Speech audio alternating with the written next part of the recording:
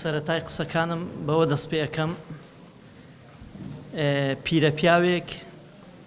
چاکچۆنی لەگەڵ کردم گوتی من نابینام منیش پرسیارم لێ کرد بۆچی نابینای گوتی چکە خوێندەواریم نییە منیش پێم گوت ئەو کەسە نابینایە کە تەقوای نەبی نەک ئەو کەسەی کە خوێندەواری هەبیت خوێندەواری نەبی خوای گەورە دەفەرمێ فإنها لا تعمى الأبصار چاوی سەری کوێر نابی ولكن تعمى القلوب التي في الصدور ئەو چاوانە کوێر دەبن کە لە دڵی ئینسانیدایە ئەو مەفهومە هەڵەیە کە کەسێک خوێندەواری نەبوو خۆی بە نابینا بێتە پێش چاو بەڵکو نابینا ئەو کەسەیە کە تەقوای نەبی خوای گەورە دەفەرمێ إن أكرمكم عند الله أتقاكم بەڕێزترینتان لە لای خوای گەورە ئەوەیە کە تەقوای هەبی زامن لەو سۆنگێوە لەسەر ئەو بڕگانە مەفهومی تەقوا ئەخەمە ڕوو تەقوا گرنگی زۆری هەیە لە ژیانی هەر کەسێک تەنانەت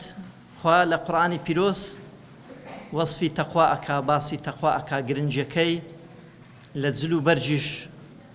بۆ هەر کەسێک پێویسترە ئینسان ئەگەر جل و بەرجی لەبەر نەبوو وا تێئەگا عەیب و عاری دەرئەکەوی وا تێئەگا ئابڕووی ئەچی بەڵام بە پێچەوانەوە ئەو کەسانەی کە جلچیان لەبەرە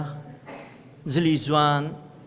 بۆین باغی ڕێک و پێک و گرانبەهایان لەبەرە تەقوایان نییە ئەوانە ئابڕوویان چووە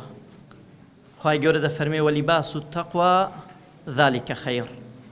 واتە جلی تەقوا لەو جلە زۆر باشترە کە مرۆڤ لەبەری دەکا زۆر کەسەیە جلی جوانی لەبەردایە بەڵام ئەگەر بچێتە سەر تەقەمەنیەکیش ئەوەندە سووکە بۆ دوا ڕۆژ و قیامەتی خۆ هیچی وێ نییە تەقەمەنیەکە ناتەقیتەوە لە بنیدا سیرکەن خوا سبحانه وتعالى باسی ئادەم ئەکا عەلا نەبینا و عەلەیهی سەڵات وەسەلام کاتێک خوا فەرمانی پێکرد لە ئەم درەختە نزیک نەبنەوە ولا تقربا هذه الشجرة فتكونا من الظالمين ئەجینا ئەبن ستەم ئەکەن ستەم لە خۆتان ئەکەن کەسێک کە تەقوای نەبوو گوناح و تاوانی کرد بەر لە هەر شتێک ستەم لە خۆی دەکا بەر لە هەر شتێک لێدانە لە خۆی بەر لەوەی لێدان بی لە کەسێکی دیکە بەر لەوەی لێدان بی لە کۆمەڵگا بەڵام فأزلهما الشيطان عنها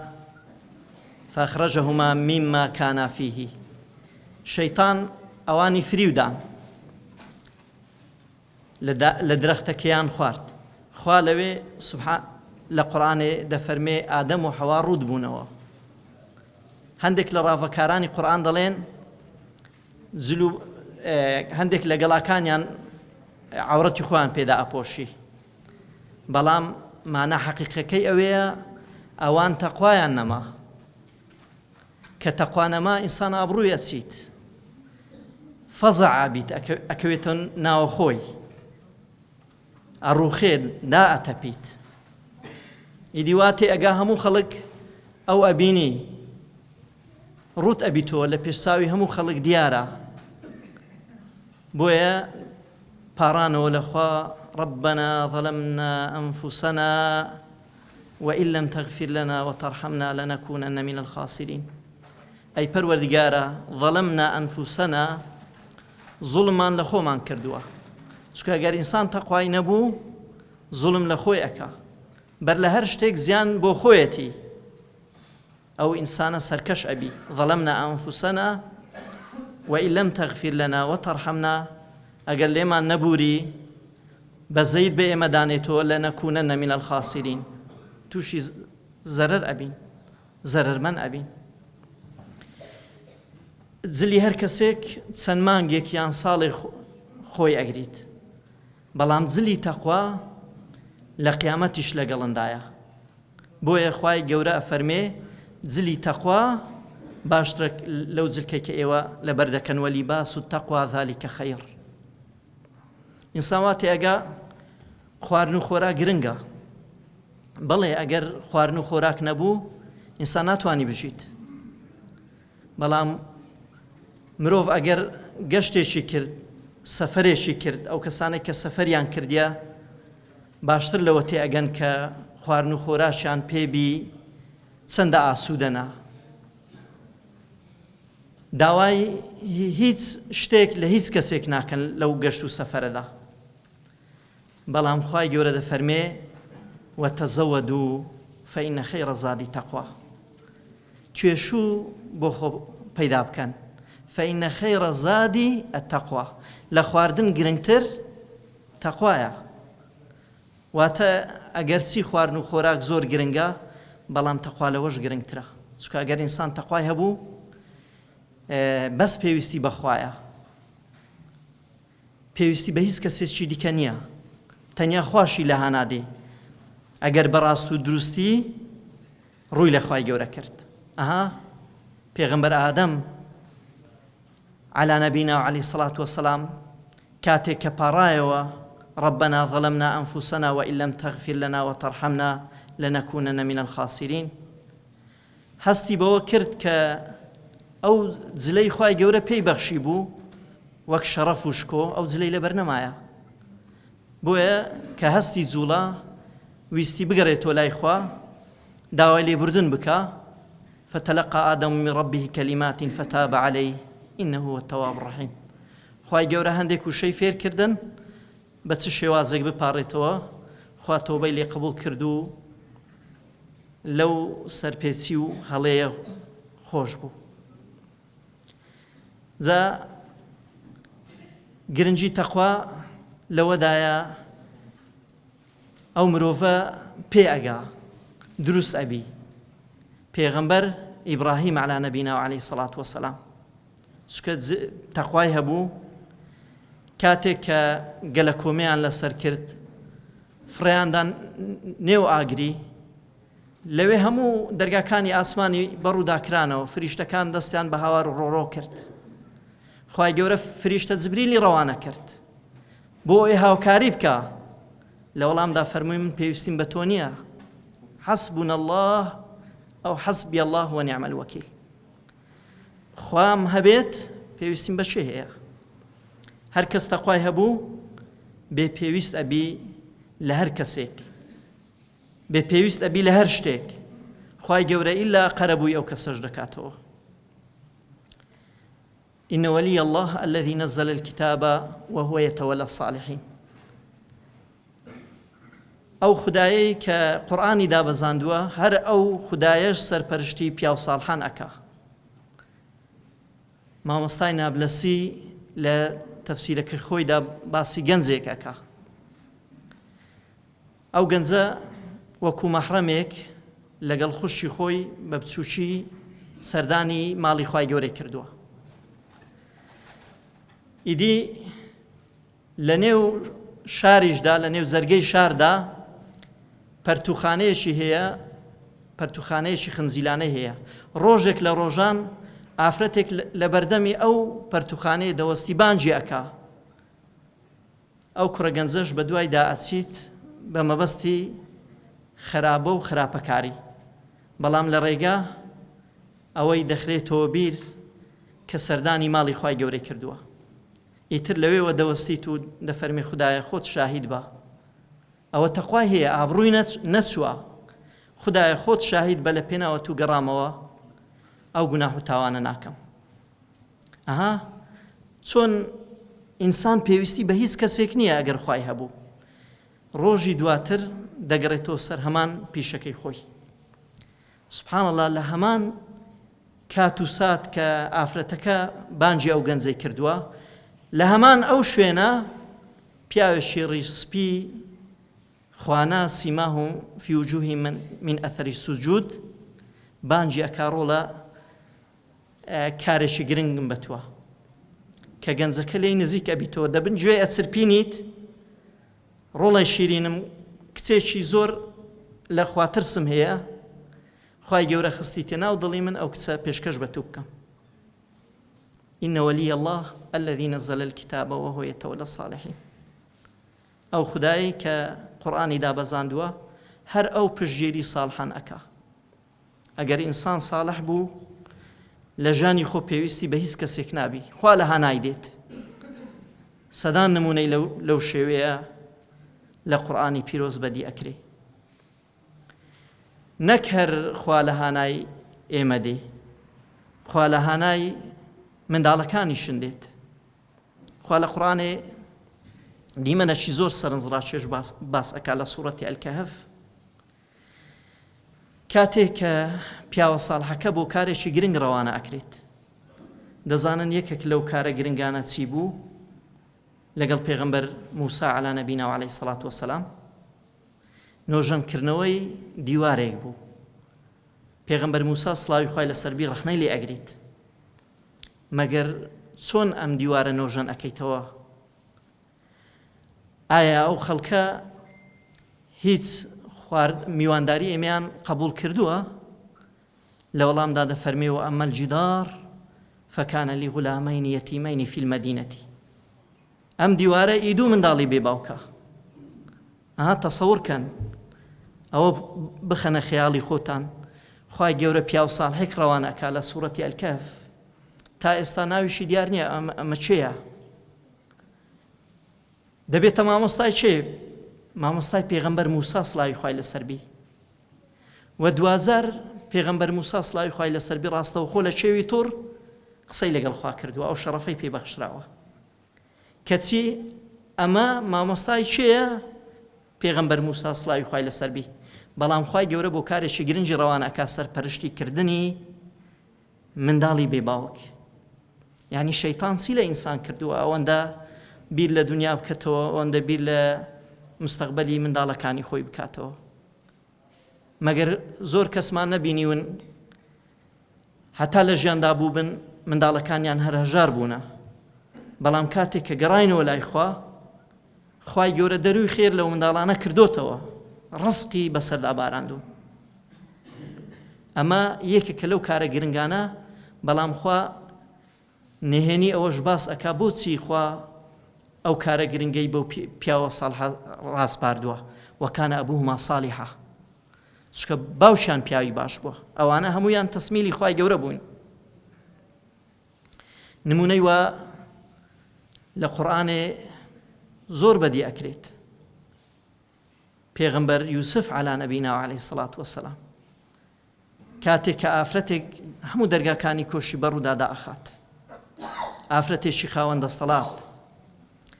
داوای خراپەی لێ ئەکا داوای زینای لێ ئەکا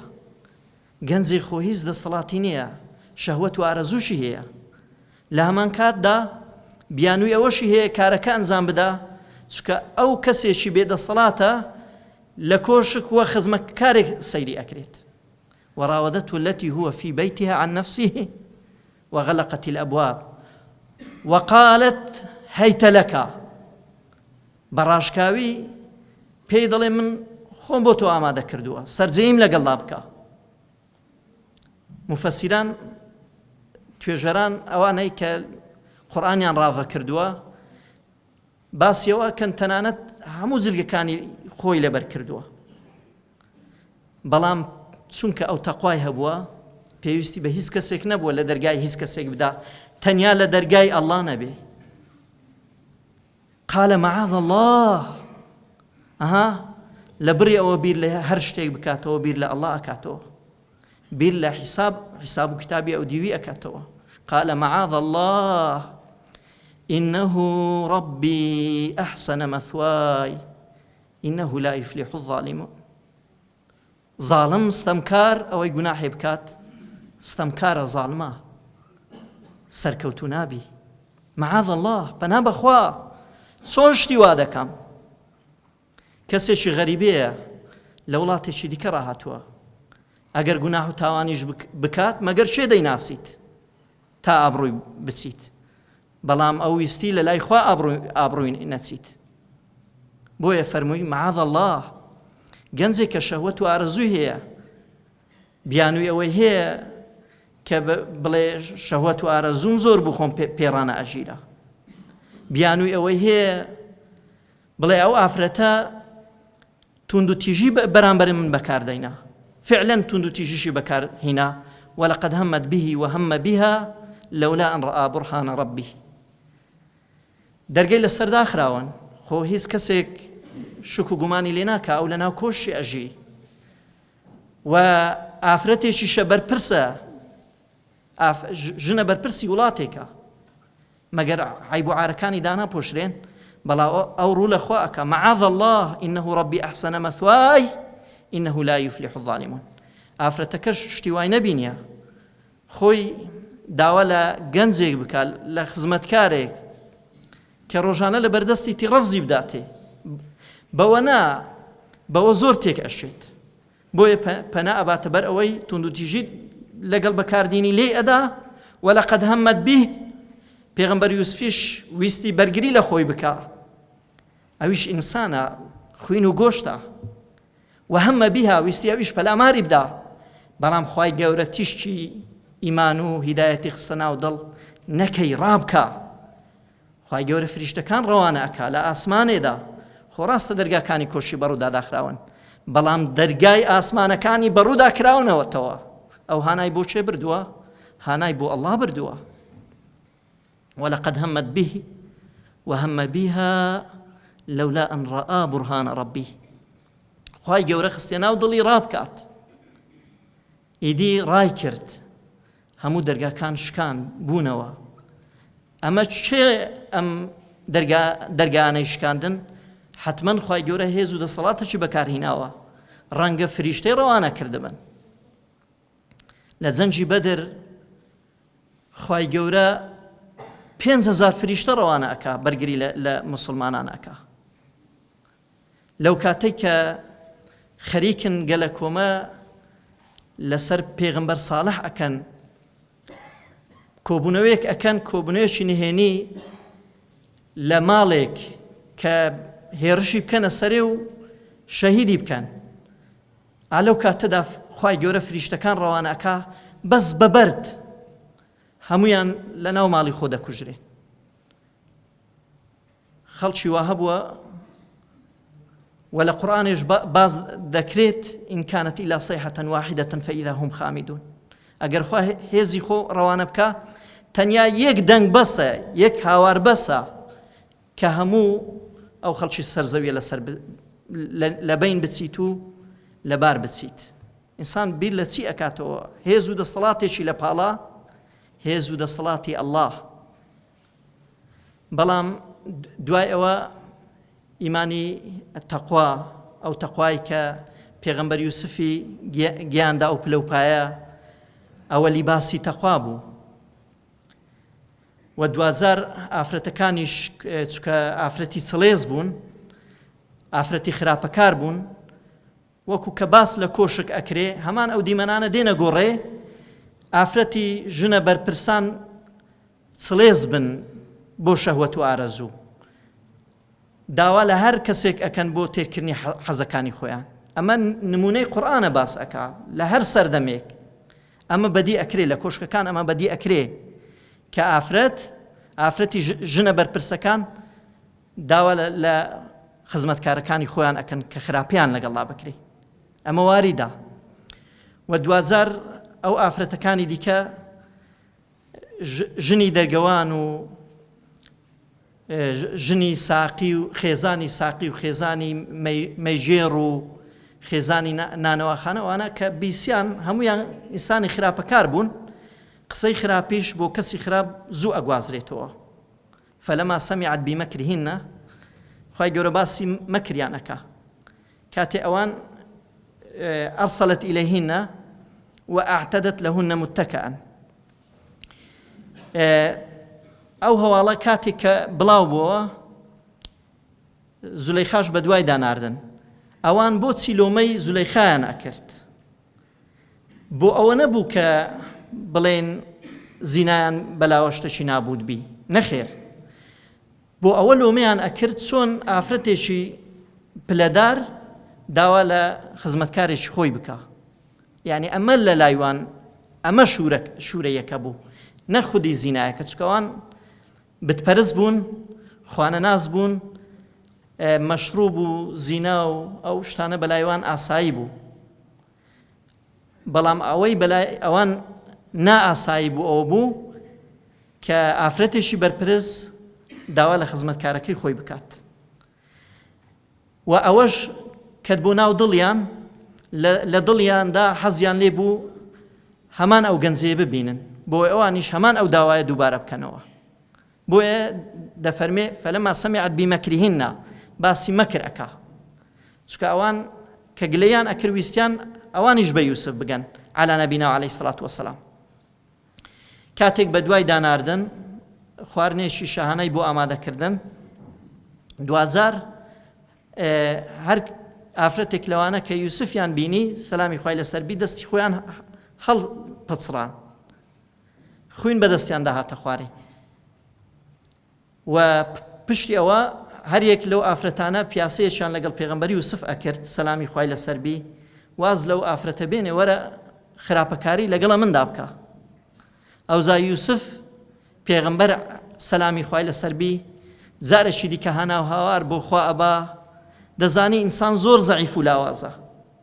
بۆیە دەفەرمێ ئەی پەروەردگارە ڕەبی ئەسسیجن ئەحەب ئیلەیە مما یەدعونەنی ئیلەیه ئەی پەروەردگارە حەز ئەکەم بسمە بەندیخانەی ئەو داوانە ناڕێکەی کە یەکە بە یەکە ئەو داوایان لێ ئەکەن لێرە بە کۆ بە جەمعە ڕەبی ئەسسیجن ئەحەب ئیلەیە چکە هەڕەشەی بەندیخانەیان لێ کرد ئەگەر ئەم کارە نەکا دەخرێتە بەندیخانەی سوچی بەندیخانەی قال ربي السجن أحب إلي مما يدعونني إليه وإلا تصرف عني كيدهن أصب إليهن وأكن من الجاهلين أجنا أي پروردگارا هانات بودينم أو عفرتانم لدور بخوا يان بمخر بندخانه أجنا منيش دسمريزي نفامان خواهی گەورە دوازار خۆی دوعای لە خۆی کردیە خرا بەندیخانەی چواردە دانە ساڵە لە بەندیخانەی بوو بەهۆی ئەو دوعای کە بەس تووشی گوناح و تاوان نەبی بەس پارێزگاری لە تەقوای خۆی بکە زۆر گەنجەیە ئەگەر سەبر بگرن تەقوایان هەبی خواهی گەورە هەموو دەروەکانی خۆی بەڕوودا ئەکا هەموو دەرگاکانی ئاسمانی بەڕوودا ئەکاتەوە نمونەی لەو شێوەیە گەلێک زۆرن هەر کەس ینی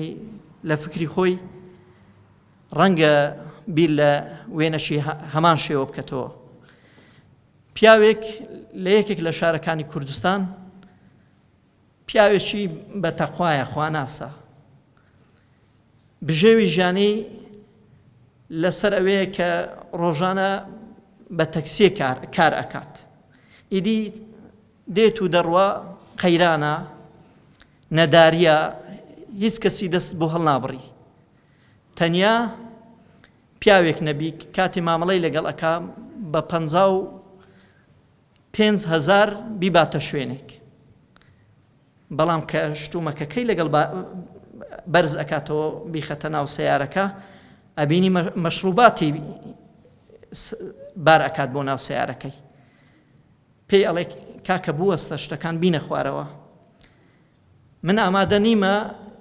هاوکاری گوناح و تاوان بکەم ئەوش ئەڵێ باشە تۆ کارت بەوە چییە کەسێکی کاسبی شتەکان بار ئەکەین و ئیدی پارەی خۆت وەرەگری ئەڵێ نا هەرگیز شتی وا ناکەم بێ موچە هەژار و فەقیر گرفت و کێشەی دەگەر پیاوەکە دروست ئەبی تو شتەکان فڕێ ئەداتە دەرێ و دەڕوا لە ڕێگا چەند ئەڕوات و دێ هیچ ئیشی نییە ئەڵێ خودایە خۆت شاهیدی لە پێناوە تو وازم لەو پاروە حەرامە هێنا دێت و دەڕوا سوبحان الله پیاوەکی سەر بە عەگال دەستی بۆ هەڵئەبڕی بەبێ ئەوەی مامەڵەی لەگەڵدا بکە پێی ئەڵێ بمگەینە فڕۆکەخانە پیاوەکەش دەیبات لە ڕێگا گفتوگۆ ئەکەن بۆ فڕۆکەخانە شەدە 25 دەردینیت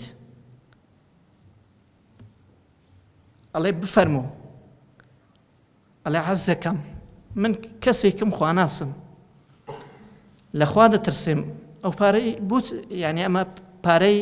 ئیشی من نییە من چەند هەزارێکم دەوێت و تەنیا بەس ئەوەندە ئەڵێ کاکە بیگرە من لە وڵاتی کوێت ڕاهاتووم خوای گەورە مامەڵەم کرد بەرەکەت کەتە ناو مامەڵەی من ئەو پارەشم بە زیاد بۆ ماوە نەمگۆڕیتەوە لە وڵاتی خۆم هیچ سوودی لێوەرناگرم خوای گەورە خستیتە ناو دڵی من ئەو پیاوەی بدەمە ئەو پارەی بدەمە پیاوەکی ساڵح تۆش بە کەسێکی ساڵح دێ بەرچاوی من کابرا کە دەچیتەوە ماڵێ دەژمێری 750,000 إن ولي الله الذي نزل الكتاب وهو يتولى الصالحين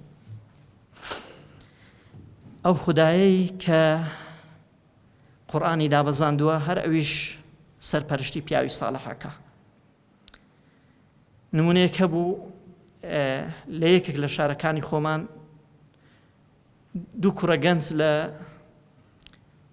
قسم داخلی بەشە ناوخۆیەکی قوتابیان ژیانیان بەسەر بردووە ئیدی یەک لەو قوتابیانە ئینسانێکی خواناز بوو ئینسانێکی متەقی لە خواترس ئافرەتێکیش لە نزیک بەشە ناوخۆیەکە چاوی ئەکەویتە سەر ئەو گەنجە ئیماندارە بە دوای دەرفەتێکدا ئەگەڕێ داوای سەرجەیی لێ بکات کاتێک کە هاوڕێکەی ئەڕوات ئافرەتەکە خۆی ئەخاتە ناو ژوورەکە و ئیدی داوای خراپەکاری لەو گەنجەکە ئەو گەنجەش ئەڵێ یەک تۆز دەرفەتم پێ بدە ئەو کاتە هیتەر ئیشی کردووە ناوی خوادینی تو دەستەکانی خۆی ئەخاتە سەر ئیتەر و دەستەکانی ئەسووتێن لە خۆ ئەچیت ئیتر کەەوە خۆ دێتەوە دەستەکانی سوتاون بەڵام دەستەکانی ئێستا بسووتێ باشترە نەوەک 2000 خوای گەورە لە ڕۆژی دوایی سزای بدە جا تەقوا زۆر گرنگە لە ژیانی ئینسانیدا و ئینسانیش هەرگیز فکر نەکاتەوە بۆ ماڵ و منداڵ ماڵ و سەرۆت و سامان کەڵەکە بکات ئەو ماڵ و منداڵەی کە تۆ قیامەتی خۆی لەسەردا ئەنەی ڕەنگە ئەو ماڵ و منداڵە ئەوە نەبی کە خوای گەورە داوات لێ ئەکا دەزان یەکێکی دیکە لەو کارە گرنگانەی ئەو پیاوە ساڵحە خوای گەورە ڕەوانە کردیە کوشتنی منداڵێک بوو منداڵێک لە نێو منداڵان یاری ئەکرد پیاوە ساڵحەکەش لەگەڵ پێغەمبەر موسا سڵاوی خوای لەسەر بی دەستی منداڵەکە ئەگریت و لە منداڵەکانی دیکەی جیا ئەکاتەوە سەری ئەبڕیت پێغەمبەر موسا سڵاوی خوای لەسەر بی ڕەخنەی لێ ئەگری مەگەر ئەو مناڵە چی کرد بوو بۆچی سەرت بڕی لە وەڵامدا پێی دەفەرموو وأما الغلام فكان أبواه مؤمنين فخشينا أن يرهقهما طغيانا وكفرا أو من دالا دایک و باوکێکی ئیمانداری هەبوو ترسی ئەوەمان هەبوو بە تێپەڕبوونی کات ئەو منداڵە ئەو دایک و باوکانە تووشی کوفر و بێباوەڕی بکات بۆیە خوای گەورە منی ڕاستپاردووە ئەو منداڵە دڕاقە سەر ببڕم منداڵی قیامەتی خۆی لە پێناوە دۆڕینی حەقی سەربڕینی نییە حەقی ئیهمالکردنە بۆچی قیامەتی خۆی لە پێناوە دۆڕینی خەلیفەی مسلمانان خەلیفەی پێنجەی مسلمانان عومەری کوڕی عەبدولعەزیز لە کاتی سەرەمەرگ بوو دەوروبەری لێی کۆبووەوە ئەی پێشەوای ئیمانداران تۆ دەگەڕێەوە لای خوای گەورە کۆمەڵێک منداڵ لە دوای خۆت جێدەهێڵی هیچ نەبێ مەرسومێکی سەرۆکایەتی دەربکە موچەیەکیان بۆ ببڕەوە فەرمووی ئەمە چ داواکاریەکە لێم دەکەن وەڵڵاهی ئەگەر منداڵەکانم ئینسانی چاک بن ئەو ئاەتەی خوێندەوە خوای گەورە سەرپەرشتیان ئەکا ئینە وەلیە الله الذي نزل الكتاب وهو يتولى الصالحين. من باکم بە منداڵەکانی خۆم نییە ئەگەر ئینسانی متەقی بن. ئەگەر منداڵەکانیشم منداڵی خراپ بن باکم پێیان نییە لە هەر دۆڵ و شیوێک دەمرن و بە هیلاک دەچن. من چۆن شتی وا دەکەم بە ماڵی خۆم ببمە شەریکی گوناح و تاوان ئەو ماڵ و سامانە لە دوای خۆم بۆ مناڵەکان بەجێ بهێرم و گوناح و تاوان پێ ئەنجام بدەن. ئێمە لە کوێین؟ بۆچی شەیتان ئاوا ئێمەی فریو داوە؟ بۆچی ئەوەندە بیرۆکەی وای بۆ دروست کردوین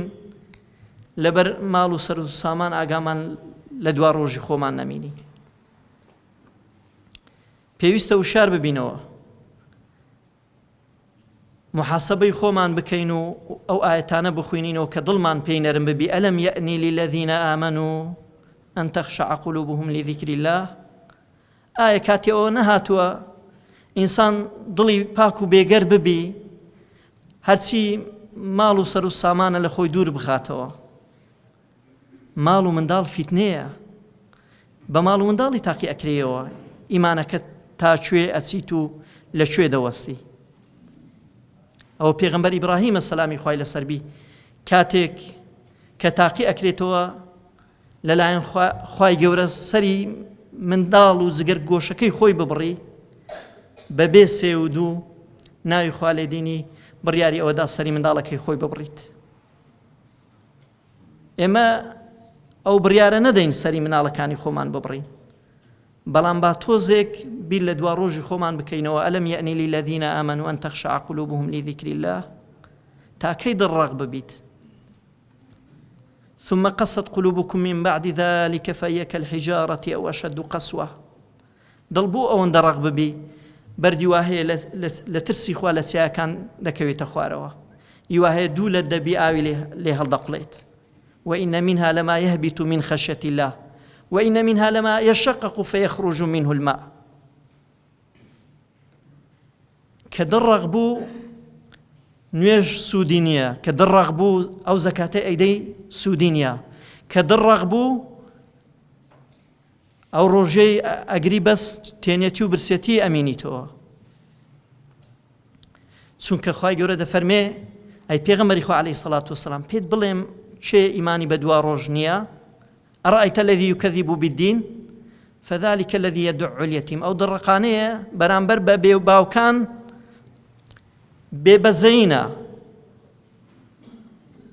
فذلك الذي يدع اليتیم ولا يحض على طعام المسكين. بەزەیی بە هەژار و کەم دەرامەتەکان نایەتەوە. نوێژەش ئەکا، بەڵام ناخۆشترین شوێن لە دۆزەخێ بۆ ئەو کەسەیە کە نوێژێ ئەکا. نوێژەکە کەڵکی چی دێ؟ قبول نییە کە ئینسان دڵی ڕەق بوو. فويل للمصلين الذين هم عن صلاتهم ساهون الذين هم يراءون ويمنعون الماعون. كلا بل ران على قلوبهم ما كانوا يكسبون. إنسان زياتر دڵی ڕەق نەبی هەوڵدا بگەڕێتەوە لای خوای گەورە بۆی خوای گەورە دڵی نەرم بکات و بەزەیی بە ئیمانداران بەزەیی بە هەژاراندا بێتەوە. چونکە ئەگەر بەزەیمان بە دایک و باوک دانێتەوە، بەزەیمان بە هەژاران دانێتەوە، بەزەیمان بە بێباوکان دانێتەوە، ئەکید نوێژ و ڕۆژێکەشمان قبول نابی، ئەویشمان لێ وەرناگیرێ. دەپەڕێنەوە لە خوا سوبحانەهو وتەعالا کە ئەو دانیشتنەمان لێ قبول بکە، ڕۆژی و عیبادەت و خواپەرستیمان لێ وەربگری. أقول قولي هذا وأستغفر الله العظيم لي ولكم ولسائر المسلمين. آمين.